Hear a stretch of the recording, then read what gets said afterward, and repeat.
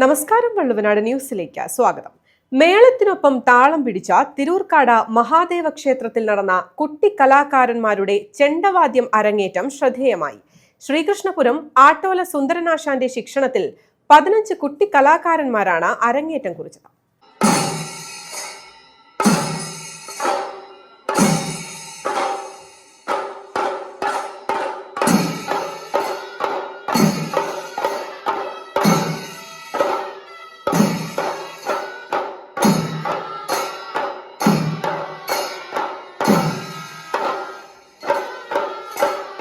പുരാതനമായ തിരൂർക്കാട് മഹാദേവ ക്ഷേത്രാന്തരീക്ഷം താളപ്പൊലിമയിൽ നിറച്ച 15 കുട്ടി കലാകാരന്മാരാണ് ചെണ്ടവാദ്യം അഭ്യസിച്ച് അരങ്ങേറ്റം കുറിച്ചത്. ശ്രീകൃഷ്ണപുരം ആട്ടോല സുന്ദരനാശാന്റെ ശിക്ഷണത്തിലായിരുന്നു മാസങ്ങളോളം നീണ്ട ചെണ്ടവാദ്യ പഠനം. ഒരു തൊഴിലായിട്ടും കൊണ്ടും ഇതൊരു വരുമാന മാർഗം എന്നുള്ള രീതിയിൽ പുതിയ തലമുറ തന്നെ കണ്ടുകൊണ്ട് വരുന്നുണ്ട്. അതുമാത്രമല്ല, ഇതിപ്പോൾ പഴയ കാലം പോലെയല്ല. ഇന്നിപ്പോൾ ആ തൊഴിൽ പോയ സാമ്പത്തികമായിട്ടൊക്കെ നല്ല മുന്നേറ്റം കിട്ടാനുണ്ട്.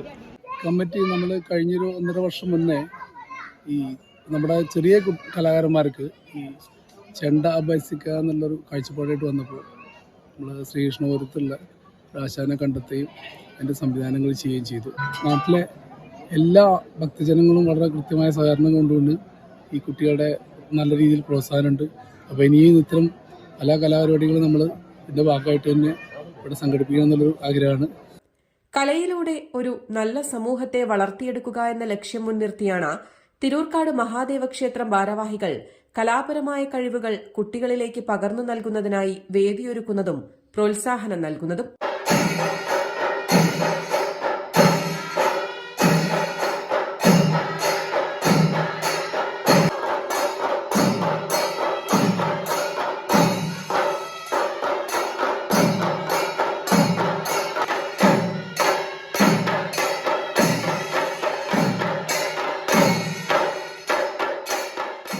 നിരവധി പേരാണ് ചെണ്ടവാദ്യം ആസ്വദിക്കുവാൻ ക്ഷേത്രത്തിലേക്ക് എത്തിയത്. ചടങ്ങിൽ വിവിധ സംഘടനകളും കുടുംബാംഗങ്ങളും ആശാനും ശിഷ്യന്മാർക്കും ഉപഹാരങ്ങളും നൽകി. News desk, Valluvanad news. Jam June Hypermarket, exceeding expectations.